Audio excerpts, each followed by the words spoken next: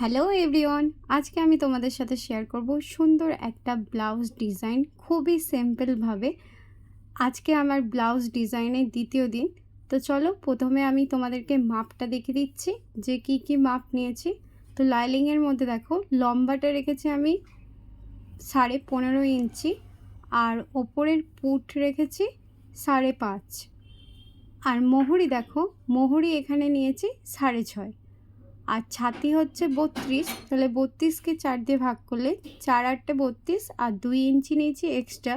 কোমর 28, 28কে 4 দিয়ে ভাগ করবে আর 2 ইঞ্চি এক্সট্রা নেবে। এবার দেখো ডিজাইনটার জন্য মাপ নিচ্ছি, 2 ইঞ্চি 8 সুতো নিলাম। আর লম্বাটা দেখো, লম্বাটা আমি এখানে রাখছি 10 ইঞ্চি। তাহলে 10 ইঞ্চিতে দাগ দিলাম। এবার সোজা একটা স্কেল নেব, দিয়ে স্কেলের সাহায্যে এরকম বক্স টাইপে দাগ দিয়ে দেবো। দেখো বক্সের মতন দাগ করে নিলাম। এবার দেখো নিচ থেকে 3 ইঞ্চিতে দাগ দেবো, নিচ থেকে 3 ইঞ্চিতে দাগ দিলাম। এবার একটা স্কেল নেবো, দিয়ে স্কেলটা ঠিক এভাবে বেঁকিয়ে রেখে এরকম শেপ দিয়ে দেবো। এবার দেখো ডিজাইনটার জন্যে ঠিক 1 ইঞ্চি মতন বাইরে বেরোবে লাইনটার, দিয়ে এভাবে বেঁকিয়ে ওপর দিকে তুলে দেবো। বুঝতেই পারলে কত সহজ ডিজাইনটা, একদম সিম্পল আর খুবই সুন্দর ডিজাইনটা। এবার এটা আমি কাটিং করে নেব। তার আগে ব্লাউজের ফিটিংয়ের জন্য দেখো টেকেন দিয়ে দেবো, 3.5 দাগ দিলাম, আর দু সাইডে 1/2 ইঞ্চি করে দিয়েছি, আর ওপরে 4 ইঞ্চি দিয়ে এভাবে ত্রিভুজের মতন করে নেব। এই টেকেনটা অপর সাইডেও একইভাবে দিয়ে দেবে। এবার আমি যে মাপ নিয়েছিলাম ওপরে ডিজাইনটার জন্য সেই মাপের ওপর দেখো কাটিং করে নিচ্ছি। আর আমি 50টা ব্লাউজ ডিজাইনের চ্যালেঞ্জ নিয়েছি, আজকে দ্বিতীয় দিন ডিজাইনের। তো সুন্দর সুন্দর ডিজাইনগুলো দেখতে হলে অবশ্যই কিন্তু চ্যানেলটাকে সাবস্ক্রাইব করো।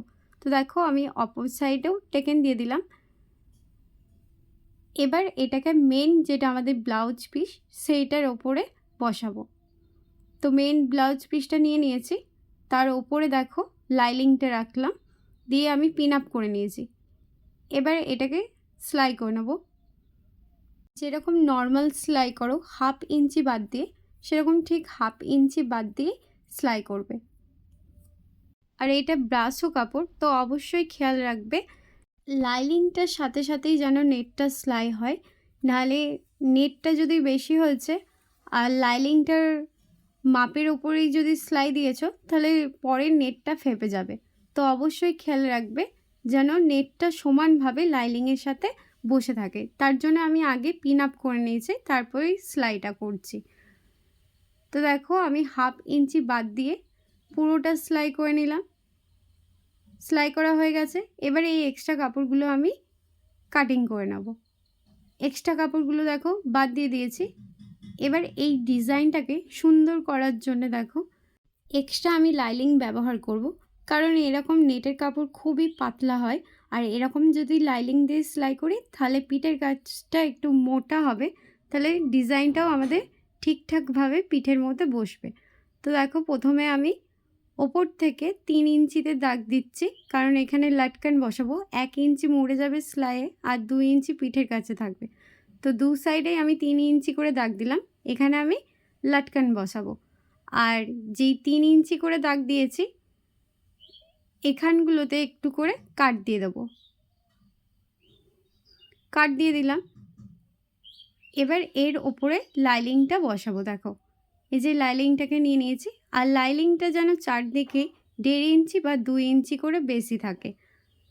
তো এভাবে সমান করে বসিয়ে নিয়ে পিন আপ করে নেবে অবশ্যই, যাতে সরে না যায়।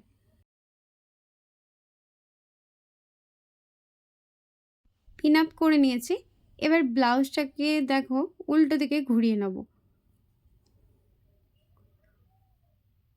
উল্টো দিকে ঘুরিয়ে নিয়েছি। এবার ডিজাইনটা একদম স্পষ্টভাবেই বুঝতে পারছো। তো এই ডিজাইনটার ওপর দিয়ে সেলাইটা দেবো। আগে যেই আমরা 1/2 ইঞ্চি বাদ দিয়ে সেলাই করেছিলাম তার ওপরে সেলাইটা দেবো। এবার দেখো আমি এরকম লাটকান দড়ি বানিয়ে নিয়েছি, দিয়ে যেই 3 ইঞ্চি রেখেছিলাম দাগ, সেই দাগের মধ্যে লাটকানটাকে বসিয়ে সেলাই করে নিলাম, আর ভেতর দিক থেকে লাটকানটা বসিয়েছি। এভাবে লাটকান বসালে কি হয়, একদম ফিনিশিংয়ের সাথে ব্লাউজটা তৈরি হয়। নাহলে পরে যখন ব্লাউজটা তৈরি হয়ে যাবে দিয়ে আবার লাটকান বসাবে তখন বোঝা যায় সেটা অতটা ভালো লাগে না, কিন্তু এটা একদম ফিনিশিংয়ের সাথে লাটকানটা তৈরি হবে।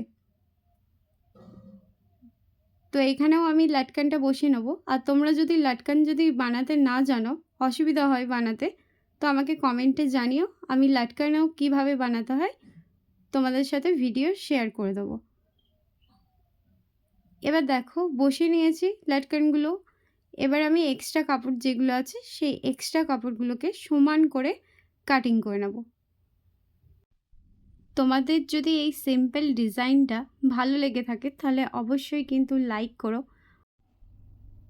এবার দেখো এই যে কোণাগুলোতে এগুলোতে ছোট ছোট কাট দিয়ে দেবো। ছোট ছোট কাট দিলে কি হবে, যখন আমরা লাইনিংটা উল্টাবো তারপর চাপ সেলাই দেবো, সেই চাপ সেলাইটা সুন্দরভাবে হবে। এবার দেখো ব্লাউজটাকে সোজা দিকে করে নিলাম। এবার এই যে এক্সট্রা কাপড়গুলো 1.5 ইঞ্চি মতনই রাখবো হেম করার জন্যে।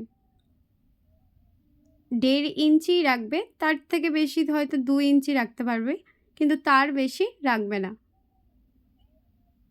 দেখো আমি 1.5 ইঞ্চি করে সমান করে ব্লাউজটা ধারে ধারে কাটিং করে নিলাম। এবার এই লাইনিংটাকে ভেতরের দিকে ঢুকিয়ে দেবো। আর এই যে এই ফিতেটা দেখো দেখো একদম ফিনিশিংয়ের সাথে, কোথা দিয়ে জয়েন্ট হয়েছে বুঝতেই পারবে না। এবার এর উপরে আমি চাপ সেলাই দেবো। আগে হাতে করে ঠিক করে নেবে, লাইনিংটা ভেতরের দিকে একদম সমান করে নেবে। আর কোণাগুলোর কাছে কিন্তু অবশ্যই কিন্তু ঠিকঠাক করবে, নাহলে কোণাগুলো ঠিক মতন রেডি হবে না। আর তোমরা যদি এরকমই সুন্দর এবং সিম্পলভাবে ডিজাইন শিখতে চাও ব্লাউজের, তো অবশ্যই কিন্তু এই চ্যানেলটাকে সাবস্ক্রাইব করো, যাতে পরবর্তীকালে যে ভিডিওগুলো আমি পোস্ট করব ব্লাউজ ডিজাইনে, সেই ডিজাইনগুলো যাতে মিস না হয়ে যায়। খুবই সহজভাবে আমি তোমাদেরকে বোঝানোর চেষ্টা করব।